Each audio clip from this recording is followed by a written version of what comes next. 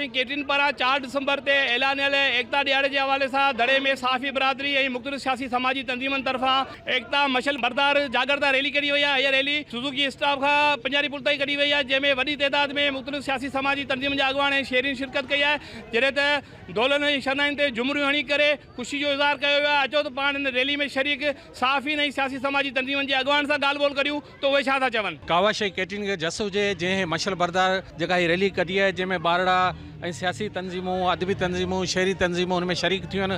इहे हिन अज़म खे दोहिराइनि पिया त हे हुनजे सक़ाफ़ती ईद जो ॾींहुं आहे, जेका हितां सुज़ुकी स्टॉक मां शुरू थी आहे, जेका पीर फुल चौक ते पइजंदी ऐं उते हिन अज़म खे दोहिराईंदा त 4 डिसंबर ते जो एकता जो ॾियारो आहे उहो असांजे लाइ सक़ाफ़ती ईद जो ॾियारो आहे, छाकाणि त सक़ाफ़त सिंधी माण्हुनि जी सुञाणप आहे। दड़े में तमामु हिकिड़ी वॾी रैली जेको आहे सो कढी पई वञे ऐं उन में शहरी सियासी समाजी तंज़ीम जा अॻवान साफ़ी तमामु ख़ुशी सां झुमरियूं पिया हणनि, तमामु नचनि पिया। इहे असांजे लाइ अॼु ईद वारो ॾींहुं आहे।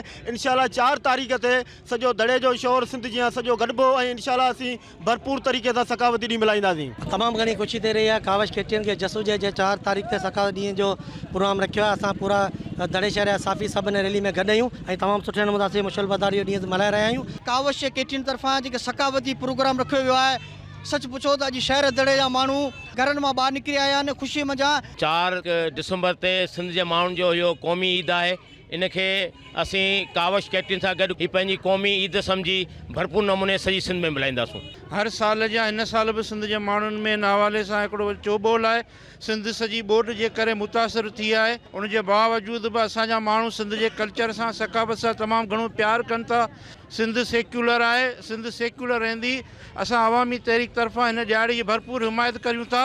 असांजी सक़ाफ़त 5000 साल पुराणी सक़ाफ़त आहे, उनखे बरक़रार रखण जे लाइ 4 डिसंबर जे वॾी रैली कढण जे तसलसल खे बरक़रार रखण लाइ असां अॼु हीअ मशल बरदार रैली कढी रहिया आहियूं, जंहिंमें तमामु घणी आवाम गॾु थी ऐं ख़ुशीअ में दोलन ऐं सरनाइनि सां माण्हू झूमी रहिया आहिनि। तमामु वॾी ख़ुशी थी आहे जो असांजे शहर दड़े में हिकु साफ़ी दोस्तनि मशल बरादरी जी रैली कढी आहे। सिंध अमन जी धरती आहे, सिंध सूफ़ियुनि जी धरती आहे, उनखे असां वॾे जोश ऐं जज़्बे सां 4 डिसंबर ते मल्हाईंदासीं। साफ़ी दोस्तनि एकता जे ॾियारे जे हवाले सां जेका मशल रैली कढी आहे, उन्हनि खे असीं खिराई तस्वीर पेश करियूं था। इन्हनि जेको पैगाम ॾियणु चाहियो आहे दुनिया खे त सिंध अमन जी धरती आहे, असीं हिननि सां गॾु आहियूं ऐं 4 डिसंबर ते इंशाल्लाह असीं हिननि सां जेको हाल असीं कढंदासीं। हा जी, तव्हां हिते मशल बरदार रैली में शरीक साफ़ी ऐं सियासी समाजी तंज़ीम जे अॻवान जी ॻाल्हि ॿुधियो। हुननि जो चवणु आहे त 4 डिसंबर एकता ॾियारो भरपूर नमूने कावश ऐं कैटरीन सां गॾु मल्हायो वेंदो, जंहिंमें 7 जी तइदाद में माण्हू शरीक थींदा। ग़ुलाम मुस्तफ़ा कच्छी, कैटरीन न्यूज़, दड़ो।